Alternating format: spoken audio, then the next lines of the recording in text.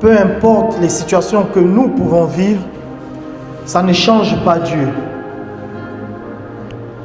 Mais j'aimerais nous dire que Dieu est celui qui fait du bien. La Bible déclare que sa renommée s'est accrue par l'accomplissement de ses promesses. Par l'accomplissement de ses promesses. Et Dieu n'est pas un homme pour mentir, ni le fils de l'homme pour se repentir. Ce que sa bouche déclare, sa main puissante l'accomplit. Et en tant qu'enfants de Dieu, nous devons marcher avec cette mentalité, la mentalité du royaume, la mentalité des fils de Dieu. J'insiste en disant la culpabilité ne vient pas de Dieu. Ça ne vient pas de Dieu. Et l'accusation ne vient pas aussi de Dieu. C'est le diable qui accuse. C'est le diable qui crée la culpabilité afin de maintenir les fils de Dieu dans une servitude, dans une forme d'esclavage. Amen. Et nous devons prier, lire la Bible pour prendre le dessus sur ces choses. Amen. Je vais laisser Arnaud nous mettre la vidéo des annonces.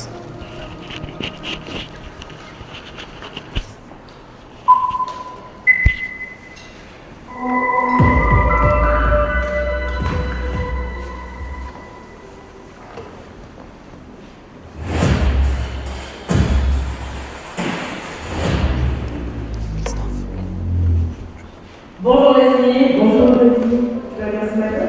Ça va et toi? Ça va, merci. J'espère que vous allez bien aussi. Nous vous souhaitons la bienvenue à l'église New Life. L'église New Life est une famille ensemble en mission. Ce matin, nous allons vous présenter les annonces pour la semaine. Tout d'abord, tous les dimanches, nous retrouvons le groupe d'intercession de 9h30 à 10h pour remettre les sujets de prière et le culte entre les mains de notre Seigneur.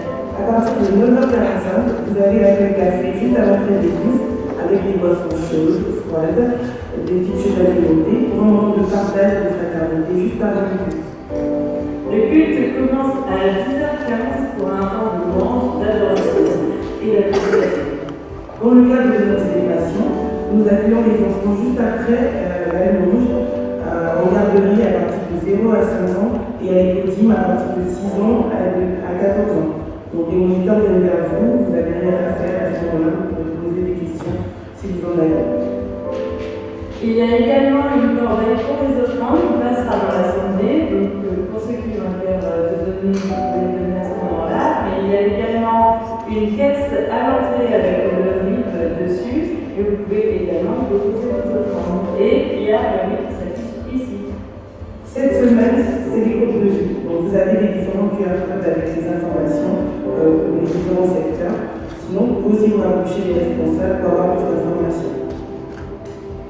Il y a également une banque alimentaire. Donc pour ceux qui sont en besoin, n'hésitez pas à vous rapprocher de la responsable Anne. Et ceux qui ont en tête de donner, nous avons besoin de denrées non périssables et de produits d'hygiène. Merci à vous. N'hésitez pas à checker les différents QR codes, comme je vous l'ai déjà dit. Il y a des informations pour les groupes de vie, et vous avez aussi des pages YouTube, Facebook. N'hésitez pas à liker les vidéos de Jacques, et vous avez aussi des informations pour les différents groupes WhatsApp. N'hésitez pas à les jeter un coup d'œil de temps en temps. Je pense qu'on a fait tout. Je pense que tu as tout dit. Voilà, écoutez, vous souhaitez engager un but et bonne journée. Amen. Je vais demander aux ados de bien vouloir suivre Christophe. Tous ceux qui sont ados entre 9 ans et 15 ans. De bien vouloir suivre le moniteur Christophe. J'ai 3 jeunes là-dedans, c'est des plus petits. D'accord. Je prends les plus petits. Ok, pas de souci. 6-15 ans. Ok. Amen.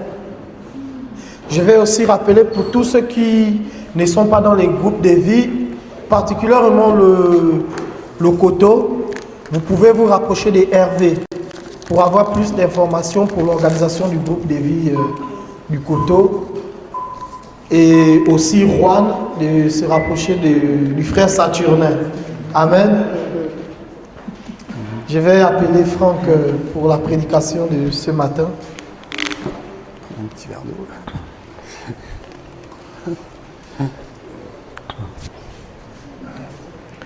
Est-ce que nous pouvons prier pour la parole? Seigneur, nous te rendons grâce, nous te disons que tu es Dieu. La Bible dit qu'à Éphèse, ta parole prévalait et croissait en force et en puissance. Paul dit, je vous recommande à Dieu et à la parole de sa grâce.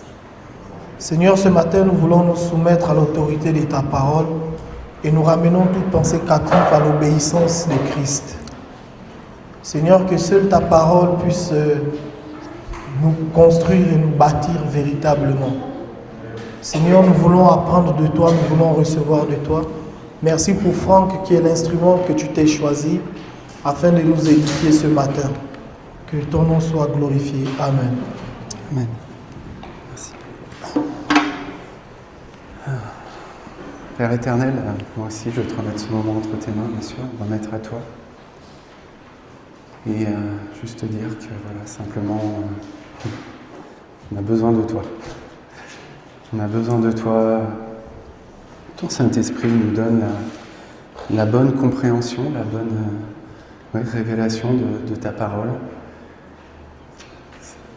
Que vraiment cette parole puisse toucher nos cœurs. Je te prie d'être à mes côtés, que vraiment les mots que je vais prononcer, Seigneur, s'ils sont de toi, soient portés par ton Saint-Esprit et qu'ils puissent porter du fruit, Seigneur, pour chacun, je te prie. Je te remets ces temps. Merci, Père, pour la louange, vraiment. Merci, Père, pour tous tes instruments, pour l'intercession, pour ceux qui ont fait le ménage, pour ceux qui ont servi le café, pour ceux qui ont accueilli, pour ceux qui ont été là, pour donner une parole à un frère ou une sœur dans le couloir ou sur le parking ou je ne sais où. Merci, Père, parce que tu nous apprends à marcher en tant que corps, à être des membres qui servent les uns, qui servent les autres, pour que chacun puisse recevoir. Et voilà, nous avons besoin de recevoir de toi. Alors je te prie de nous donner aussi de l'amour, vraiment les uns pour les autres, le lien, ce lien parfait, Seigneur, qui nous unit. Je te prie, Père, sois glorifié. Amen.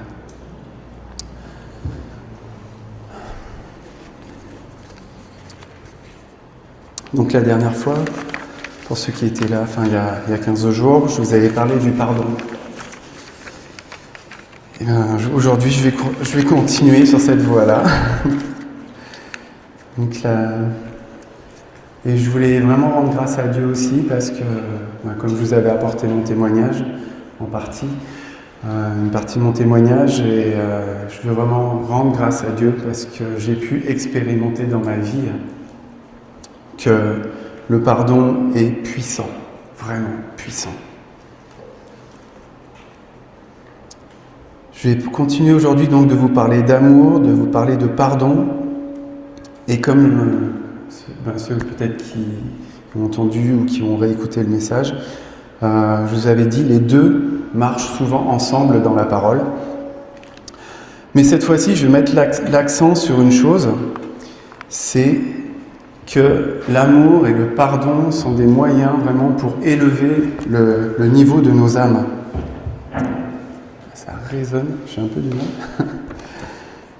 Donc, il y a d'ailleurs un mot pour ça dans l'hébreu, c'est le mot nasa. C'est écrit, non, avec d'autres lettres, hein, mais souvent il est traduit comme NASA. NASA, les fusées, voilà, l'aérospatiale.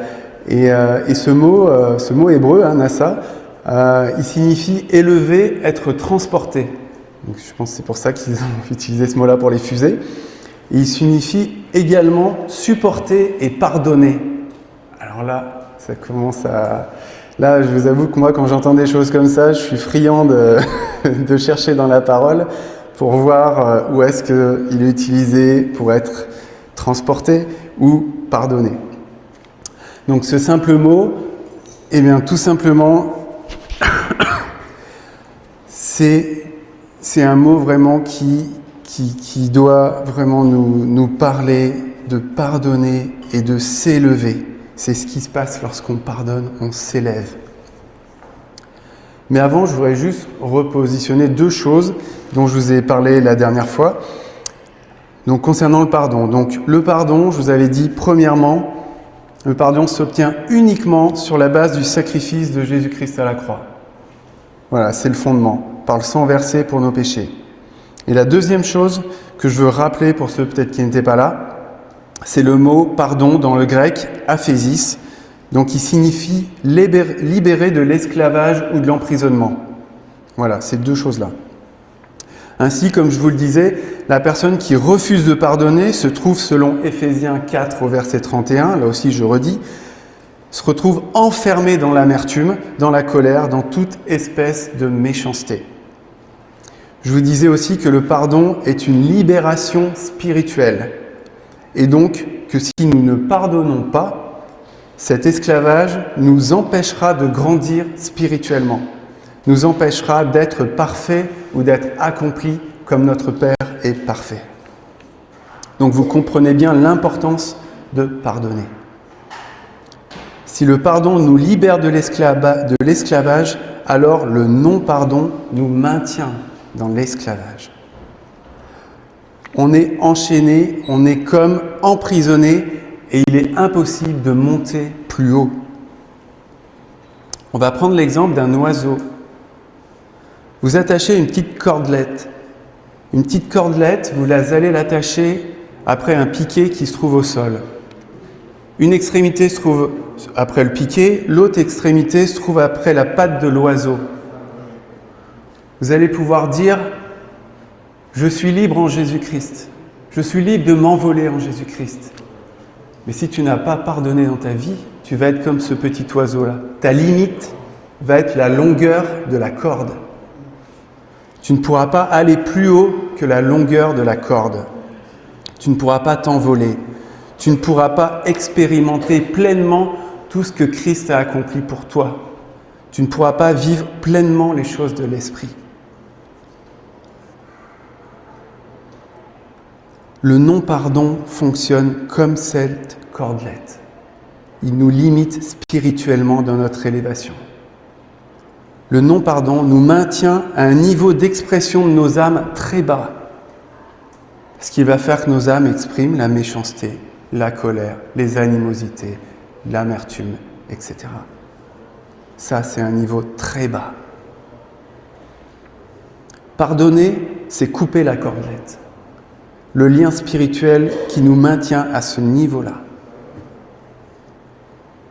Christ ne nous a pas libérés pour que nous revenions dans un esclavage spirituel, pour que notre comportement soit animé par la colère, l'amertume ou la méchanceté, mais pour que nous soyons animés par son Saint-Esprit.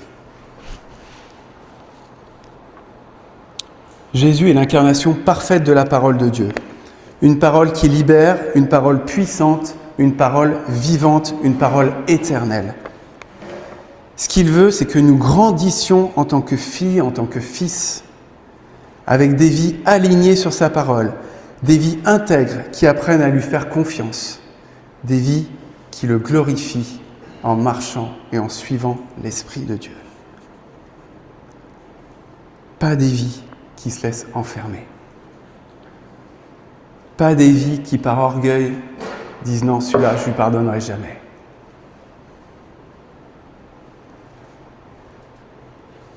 Le Seigneur nous a libérés pour que nous le suivions, pour que nous le servions librement, que nous apportions quelque chose, cette liberté-là aussi, à ceux qui nous entourent. Que nous le portions plus loin. Donc nous devons apprendre à marcher par l'Esprit, et cela implique d'apprendre à aimer de manière inconditionnelle et donc de pardonner quoi qu'on nous fasse. Quoi qu'on nous fasse. Alors je ne vois pas dans la parole, après je peux me tromper, mais je ne vois pas dans la Bible un seul verset qui nous dit « Si quelqu'un t'a fait ceci ou cela, alors je te permets de ne pas le pardonner. » Après, si vous en voyez un, venez vers moi à la fin, je suis prêt à regarder avec vous. Par contre, dans la parole, je vois un Dieu qui dit qu'il ne se lasse pas de pardonner, comme dans Ésaïe 55 au verset 7, un Dieu qui est lent à la colère, un Dieu d'une extrême bonté, plein de miséricorde. Un Dieu qui est venu en Jésus-Christ dans un corps d'homme afin de nous montrer l'exemple. Il n'y a pas de plus grande souffrance que ce que Christ a vécu à la croix. C'est vraiment ce que je pense. Et pourtant, Christ s'est exprimé ainsi dans Luc 23, 34. Jésus dit « Père, pardonne-leur, car ils ne savent pas ce qu'ils font. » Ils se partagèrent ses vêtements en tirant au sort. Celui qui a vécu une souffrance qu'on ne peut même pas imaginer, la plus extrême qui soit, s'est exprimé, rempli du Saint-Esprit, en disant « Père, pardonne-leur, parce qu'ils ne savent pas ce qu'ils font. » Alors j'ai envie de nous dire, nous qui avons reçu le même esprit, ne pouvons-nous pas aussi exprimer envers ceux qui nous offensent ce « pardonne-leur, Père ». Pardonne-leur, Père, parce qu'un tel ou une telle m'a fait ceci ou cela.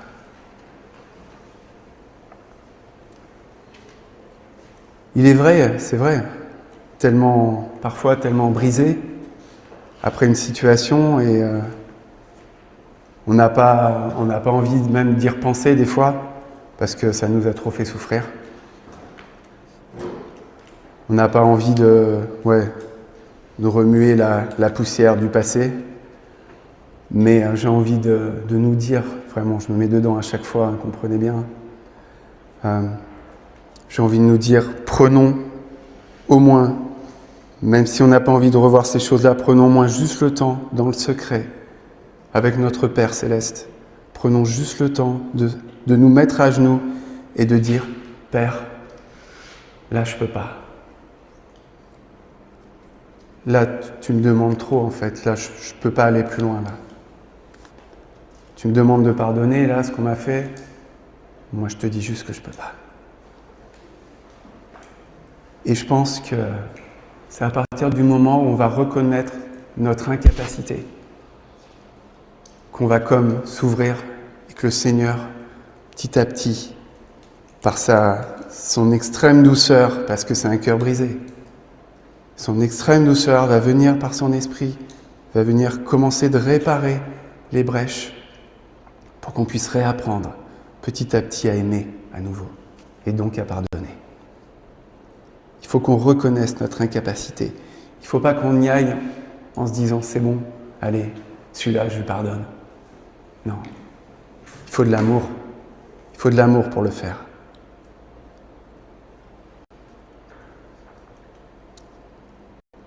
Je crois vraiment en ce Dieu qui, par son Saint-Esprit, peut nous faire voler au-dessus de ces montagnes-là. C'est certainement très dur, je l'ai expérimenté un petit peu,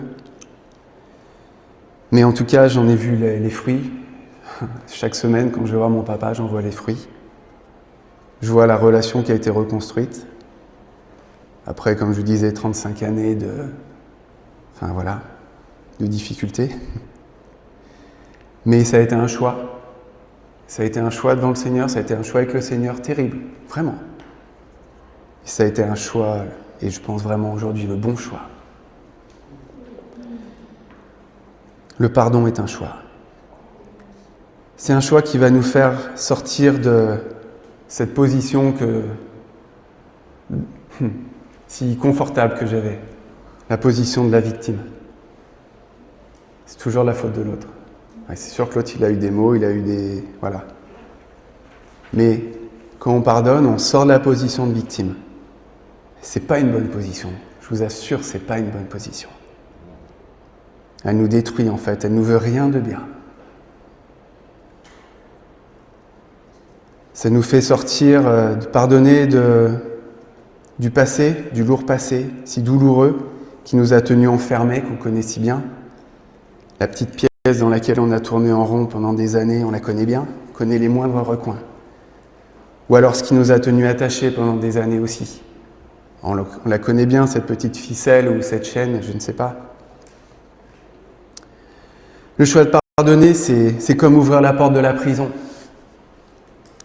c'est comme de couper aussi le lien de mort qui nous retenait enfermés. C'est dire, Seigneur, par ton Saint-Esprit, je te prie, porte-moi. C'est trop pour moi. Et le Seigneur accomplit. C'est ce qu'il a fait pour ma vie. En pardonnant, on met à la croix tout esprit de vengeance, tout victimisme, toute envie de propre justice, tout orgueil. Et on fait le choix d'aimer, parce que Dieu nous a aimés, sans condition.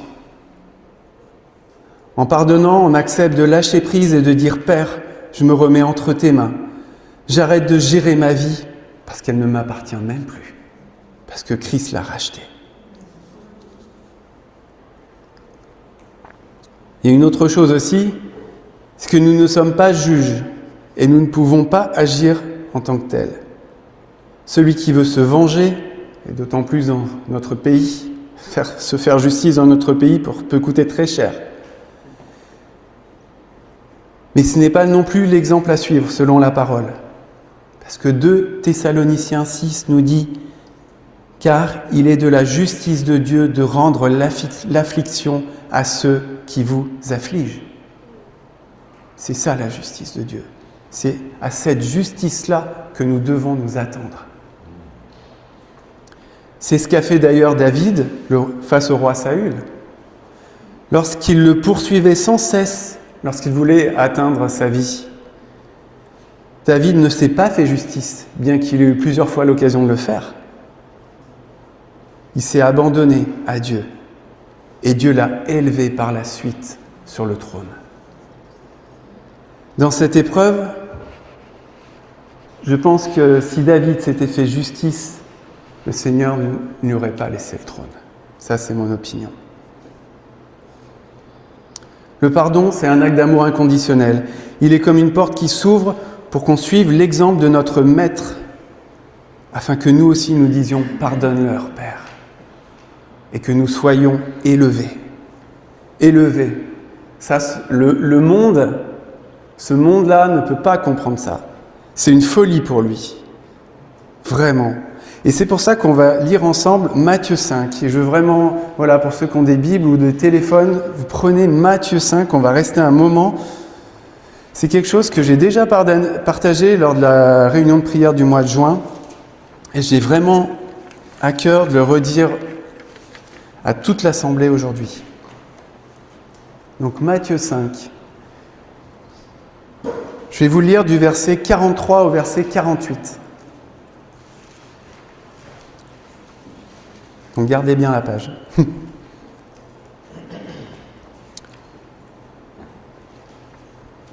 Vous avez appris qu'il a été dit, tu aimeras ton prochain et tu haïras ton ennemi. Mais moi je vous dis, aimez vos ennemis, bénissez ceux qui vous maudissent, faites du bien à ceux qui vous haïssent et priez pour ceux qui vous maltraitent et qui vous persécutent, afin, et j'avais bien insisté sur ce afin, que vous soyez fils de votre Père qui est dans les cieux. Car il fait lever son soleil sur les méchants et sur les bons, et il fait pleuvoir sur les justes et sur les injustes. Si vous aimez ceux qui vous aiment, quelle récompense méritez-vous? Les publicains aussi n'agissent-ils pas de même? Et si vous saluez seulement vos frères, que faites-vous d'extraordinaire? Les païens aussi n'agissent-ils pas de même? Soyez donc parfaits comme votre Père céleste est parfait. Donc pour rappel, le mot parfait ici signifie dans le grec amener à ses fins, accompli, à qui rien ne manque pour être complet. C'est ça, parfait. Parfait, c'est amener à ses fins, accompli, à qui rien ne manque pour être complet.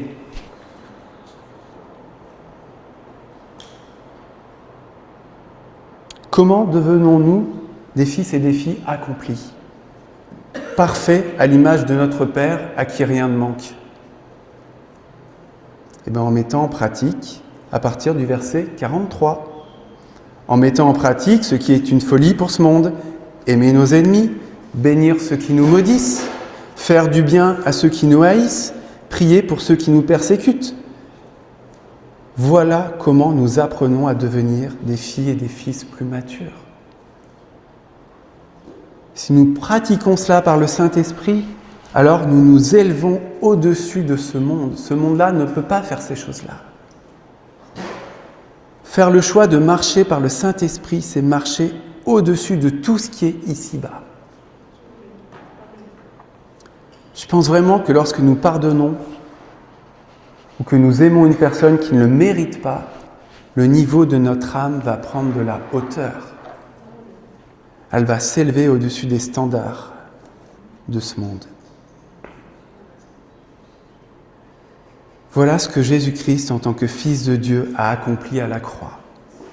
Il a obéi jusqu'à la mort. Il a aimé ses bourreaux quand ils le persécutaient et se moquaient de lui. Il a été parfait comme son Père est parfait. Il ne lui manque rien. Il a tout accompli. Il est l'expression parfaite de l'amour inconditionnel qui vient des cieux. Père, pardonne-leur, car ils ne savent pas ce qu'ils font. Là, on est à un niveau d'amour et de pardon extrêmement élevé. Il n'y a pas au-dessus. Philippiens 2, chapitre 2, donc versets 5 à 11. Je vais vous le lire dans la seconde 21. Philippiens 2, 5 à 11. Regardez et écoutez bien. Que votre attitude soit identique à celle de Jésus-Christ. Philippiens 2, 5 à 11. Que votre attitude soit identique à celle de Jésus-Christ. Lui qui est de condition divine, qui n'a pas regardé son égalité avec Dieu comme un butin à préserver, mais il s'est dépouillé lui-même en prenant une condition de serviteur, en devenant semblable aux êtres humains. Reconnu comme un simple homme, il s'est humilié lui-même en faisant preuve d'obéissance jusqu'à la mort, même la mort sur la croix. C'est aussi pourquoi, regardez la conséquence, de l'humiliation et de l'obéissance. Écoutez, c'est aussi pourquoi Dieu l'a élevé à la plus haute place et lui a donné le nom au-dessus de tout nom, afin qu'au nom de Jésus, chacun plie le genou dans le ciel, sur la terre et sous la terre, et que toute langue reconnaisse que Jésus-Christ est le Seigneur, à la gloire de Dieu le Père. Waouh! Amen. Alors notre perception de l'épreuve doit être renouvelée. Pensons vraiment que si nous restons obéissants comme il est écrit, l'épreuve va peut-être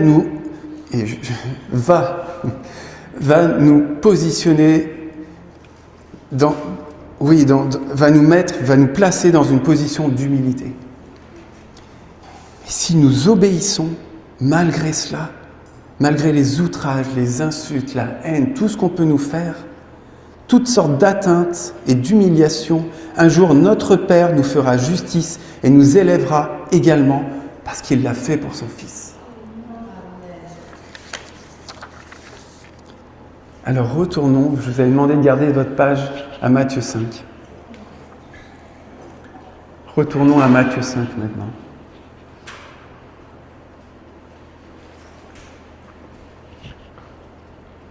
Donc à partir du verset 43, verset 48 jusqu'au verset 48. Comme le mot « parfait », je vous ai dit, dans Matthieu 5, verset 48, signifie « à qui rien ne manque », complet, accompli. Alors aimer ses ennemis, bénir ceux qui nous maudissent, prier pour ceux qui nous persécutent, est un signe de là où nous en sommes de l'accomplissement. Ou alors, je le dis autrement, le jour où tu aimes ton ennemi, où tu bénis celui qui t'a maudit, le jour où tu pratiques ça, ça va être une preuve qu'en fait, tu es arrivé à un accomplissement par rapport à la situation. J'ai envie de dire, la situation, elle est complète pour toi. l'épreuve, tu es passé par l'épreuve, et par la grâce de Dieu et par son Saint-Esprit, tu es vainqueur, tu as grandi, tu t'es élevé. Autre chose, imaginons encore que quelqu'un vous ait fait du mal. Vous faites le choix devant Dieu de pardonner et de l'aimer. Et des fois, on peut se dire, je pense que ça nous est tous arrivé, Seigneur, est-ce que j'ai vraiment pardonné ? Est-ce que j'ai vraiment été au bout de la démarche ? Parce que je suis un disciple et je veux être comme mon maître. Je veux être comme Jésus. Je veux que tu m'enseignes à être comme mon maître. Est-ce que j'ai été jusqu'au bout ? Eh bien, je vous répondrai juste par cette question. Peux-tu prier maintenant et bénir celui qui t'a fait du mal avec le cœur en paix et de l'amour pour lui ? Eh bien, si tu peux le faire, alors la démarche est complète. Tu es allé jusqu'au bout. C'est vraiment ce que je pense. Si ton cœur peut repenser à la personne sans amertume ni colère, ni envie de vengeance, alors je pense que tu as réellement pardonné. Si tu croises dans la rue celui qui t'a mal parlé et que tu vas le saluer selon le verset 47, sans avoir envie de lui tordre le cou, mais en lui disant, en le saluant respectueusement, sans mépris ni hypocrisie, alors je pense que tu es allé là aussi, jusqu'au bout de la démarche. Triompher sur la puissance de la mort par la puissance du Saint-Esprit, c'est ce qui élève le niveau de nos âmes. C'est ce que Christ a fait à la croix. C'est notre modèle. Autre chose aussi, refuser de pardonner ou d'aimer, c'est rester au niveau terrestre, je pense que vous l'avez bien compris, c'est refuser de grandir et de s'élever. Et j'ai envie de dire, c'est pas parce que tu fais 1m90 ou 2 mètres, que tu fais 100 kilos, que tu as, 40 ans, que là, spirituellement, tu es un adulte. C'est pas l'enveloppe qui fait ce que nous sommes spirituellement. En refusant l'exercice de triompher du mal par le Saint-Esprit, en refusant de grandir, en fait, ce grand gaillard que l'on voit comme ça n'est en fait qu'un petit enfant parce qu'il n'a pas mis en pratique la parole. C'est un enfant dans un corps d'adulte, c'est tout. Pourtant, il connaît peut-être les Écritures, mais il n'est jamais passé à la pratique. C'est comme s'il avait lu des livres pour apprendre à jouer au tennis. Il connaît les règles, il connaît les mouvements, les stratégies, il a vu plein de fois à la télé, il a passé des heures à regarder Roland-Garros, mais en fait, il n'a jamais pris une raquette dans ses mains, il n'a jamais tapé dans une balle. Est-ce que ce grand gaillard-là sait jouer ? Non. Il a une connaissance intellectuelle de ce qu'est le tennis, mais il n'est jamais passé à la pratique.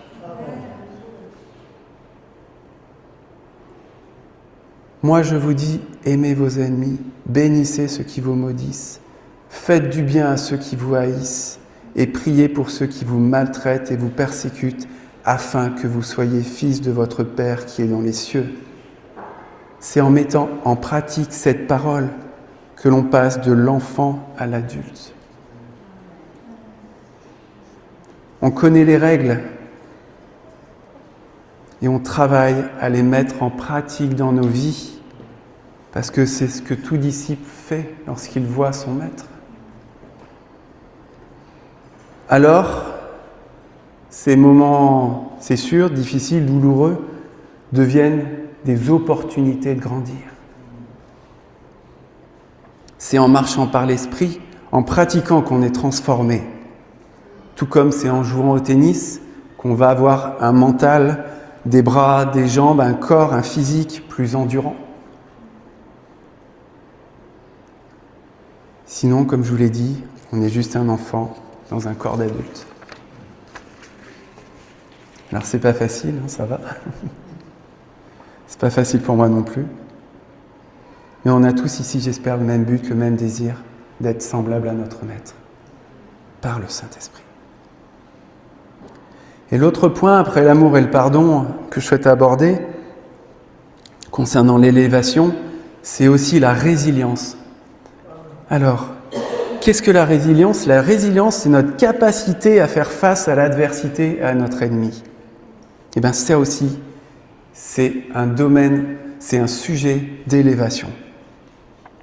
Notre résilience doit reposer, comme Marien nous l'a dit la semaine dernière, sur Christ notre rocher. En apprenant à se positionner sur Christ notre rocher, nous apprenons à nous élever. Quand la tempête vient dans notre vie, notre sécurité, notre positionnement, notre fondement doit être Christ seul. La parole de Dieu ne méprise pas celui qui se confie en l'Éternel, mais elle l'élève. Regardez le roi David, un homme faible, bien que roi. Un homme qui allait comme courir au pied de son père et pleurer pendant des nuits. Le psaume 61 est vraiment, il m'a soutenu ces dernières semaines. J'en avais besoin. Je vais vous lire ces paroles qui m'ont fait du bien, vraiment. Je vais vous les lire dans la version, une version moins courante, qui est celle de David Stern. Mais c'est celle-ci qui m'a parlé. Psaume 61, donc de 1 à 5. Pour le chef de chœur, avec des instruments à cordes de David. Entends mon cri, ô Dieu, écoute ma prière. Des extrémités de la terre, d'un cœur défaillant. Ou alors dans d'autres traductions, dans la faiblesse. Donc d'un cœur défaillant ou dans la faiblesse, je crie à toi. Pose-moi sur un rocher bien au-dessus de là où je suis maintenant. Ça, c'est dans la Sterne qu'on voit ça. Pose-moi sur un rocher bien au-dessus de là où je suis maintenant, au-dessus donc de ma situation. Verset 4. Car tu es un refuge pour moi, une tour forte en face de l'ennemi. J'habiterai dans ta tente pour toujours et je trouverai refuge à l'abri de tes ailes. Donc les ailes, c'est aussi le mot manteau aussi, hein, ça peut être traduit comme ça. Comme un enfant qui vient, vous voyez, et qui vient comme tout contre la cuisse de son père et qui vient se blottir comme ça, s'y réfugier et qui s'accroche à son manteau. La faiblesse est une position d'humilité et qui nous fait monter plus haut. Notre résilience, notre capacité à faire face à l'ennemi ne se trouve pas en nos propres forces, comme on le sait bien, mais en restant positionné, confiant, avec foi sur Christ, notre rocher. Quand on est sur le rocher, sur Christ, cette position nous place comme au sommet d'une tour. On regarde notre ennemi d'en haut, parce qu'on est aux côtés de celui qui est au-dessus de tout. Être aux côtés de Jésus n'est-il pas le lieu le plus sûr dans l'univers ? On est comme à l'abri sous ses ailes, contre son manteau, on le tient par le bord de son vêtement. Notre position sur Christ, notre rocher, est très élevée. Et pourtant, ce monde nous dit faible et méprisable parce qu'on va courir et pleurer auprès d'un Dieu qu'on ne voit pas. L'homme a besoin de construire des tours, des gratte-ciel. Il a besoin de prendre l'avion pour s'élever. Et je pense que vraiment Dieu a placé ce désir-là dans l'homme de vouloir s'élever. Mais après, il ne faut pas être orgueilleux non plus. C'est en étant humble qu'on est élevé. C'est pas parce qu'on va prendre l'avion qu'on va s'élever spirituellement. Mais c'est parce qu'on va demeurer, malgré les afflictions, par la foi sur notre rocher, qui est celui qui est au-dessus de tout. L'orgueil, comme je vous l'avais déjà dit une fois, c'est juste une illusion d'élévation, c'est tout. Mais la réalité est que l'orgueil nous maintient au niveau des choses de ce monde. Elle nous fait croire qu'on est élevé alors qu'en fait, l'orgueilleux, il est bien bas. Dans l'amour, il est très très bas. Alors je me sens un peu obligé aussi de vous lire ce que l'apôtre Paul nous enseigne dans 2 Corinthiens 12, 17. On connaît les versets, mais ça fait du bien de se les rappeler. 2 Corinthiens 12, 7. Et voyez, écoutez bien avec ce que je viens de vous dire. Et pour que je ne sois pas enflé d'orgueil, donc pour que le cœur ne s'élève pas de la mauvaise façon, à cause de l'excellence de ces révélations, il m'a été mis une écharpe dans la chair, un ange de Satan pour me souffleter et m'empêcher de m'enorgueillir. Pourquoi le Seigneur a permis ça pour Paul ? Parce que 1 Corinthiens 13 nous dit que l'amour, n'est pas orgueilleuse. Et il est préférable, cette épine dans la chair est préférable plutôt que cet homme-là devienne orgueilleux. Parce que s'il le devient, il ne pourra pas aimer. Et aimer, c'est la base de tout. Verset 8. 3 fois j'ai prié le Seigneur de l'éloigner de moi, et il m'a dit, ma grâce te suffit, car ma puissance s'accomplit dans la faiblesse. Je me glorifierai donc bien plus volontiers de mes faiblesses, afin que la puissance de Christ repose sur moi. Là, l'intelligence est complètement renouvelée. C'est pourquoi je me plais dans les faiblesses, dans les outrages, dans les calamités, dans les persécutions, dans les détresses pour Christ. Car quand je suis faible, c'est alors que je suis fort. Si on désire voir la puissance de Dieu au milieu de nous, alors acceptons de passer par ces épreuves qui nous abaissent par les outrages, par la pression, les persécutions, les angoisses, etc. Quand on prend les coups, c'est sûr qu'on ne comprend pas, mais là, entre nous, au calme, bien assis, là, on peut avoir le recul et se dire « Ok Seigneur, je comprends pourquoi tu as permis que je passe par là. » Et peut-être demain ou après-demain aussi. Dans les temps là de recul, c'est bien d'enseigner ces choses-là pour comprendre ce qui nous arrive.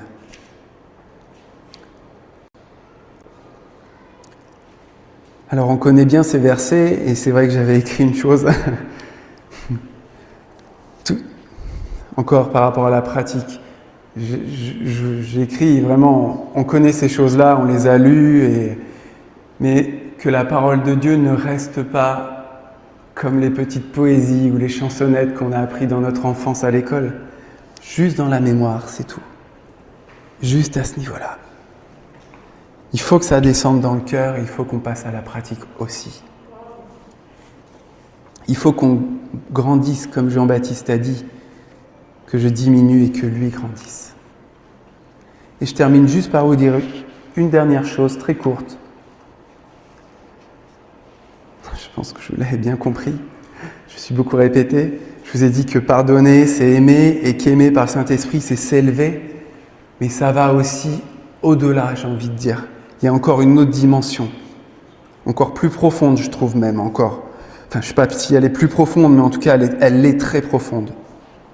Dans 1 Corinthiens 13, la parole nous enseigne « Si je n'ai pas la charité ou l'amour, je ne suis rien. » Je ne suis rien. Donc notre existence repose sur l'amour. Sans l'amour, nous ne sommes rien. Donc être formé par les épreuves, à grandir dans l'amour, nous apprend à exister vraiment.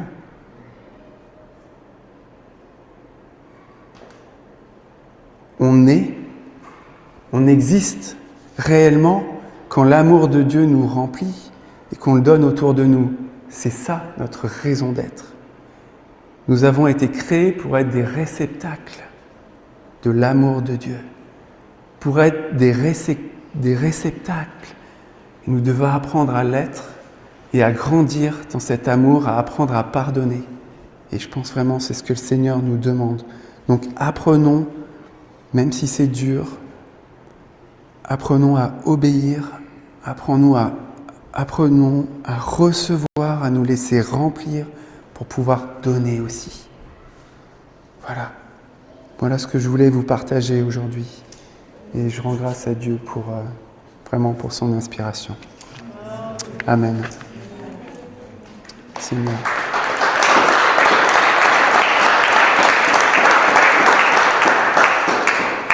Voilà, Seigneur, maintenant c'est... Voilà. Peut-être facile à dire, oui. Mais Seigneur, je te prie, regarde nos cœurs. On sait où on en est tous. Hein. On sait où on en est tous et je pense que tu sais aussi qu'il y a du travail. Mais voilà, on est là disposé, Seigneur, à dire Seigneur, on veut te suivre. Seigneur, on veut que ce monde voit qu'en nous, tu es là, tu es vivant, qu'on est différent par l'amour qu'on se donne les uns pour les autres. Alors je te prie, Père, comme je disais là, c'est peut-être confortable et facile à dire, mais entends nos prières, je te prie. Nous voulons passer par la pratique. Nous voulons témoigner que tu es vivant.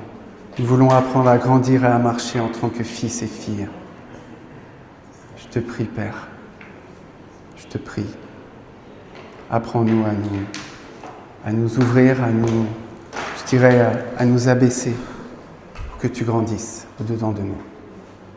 Amen. Amen. Est-ce qu'on peut acclamer le Seigneur pour le message?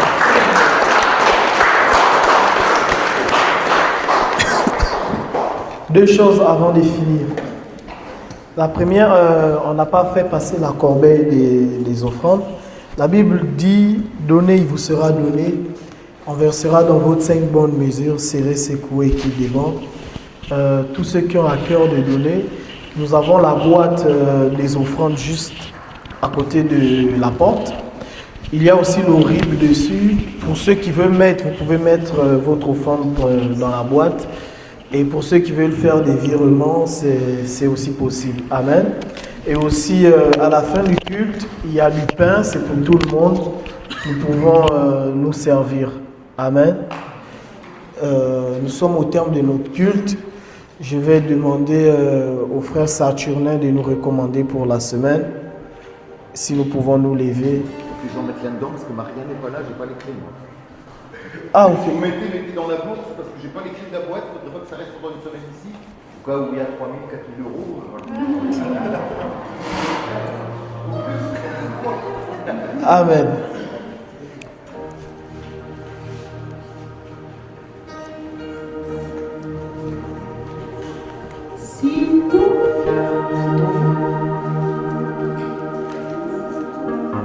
Laisse-moi te parler de Jésus. Alléluia.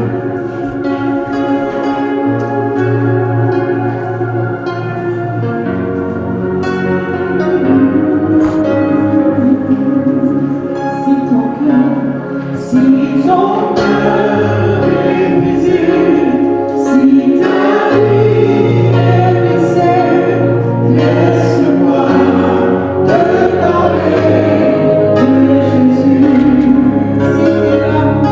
te parler de Jésus.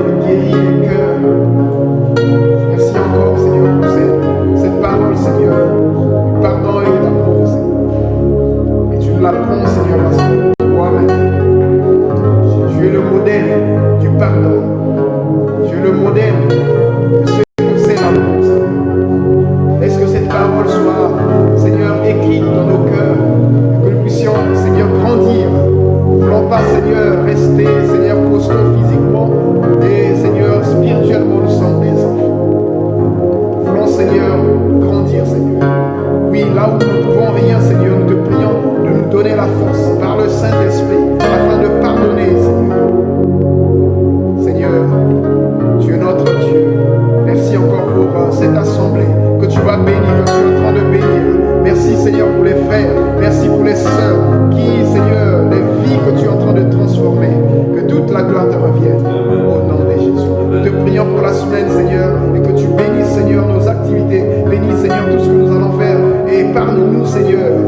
L'ennemi Seigneur peut mettre Seigneur des obstacles, mais au nom de Jésus nous sommes plus que vainqueurs. Que ton nom soit glorifié et merci pour les groupes de vie aussi qui vont Seigneur se rencontrer cette semaine. Bénis Seigneur nos vies.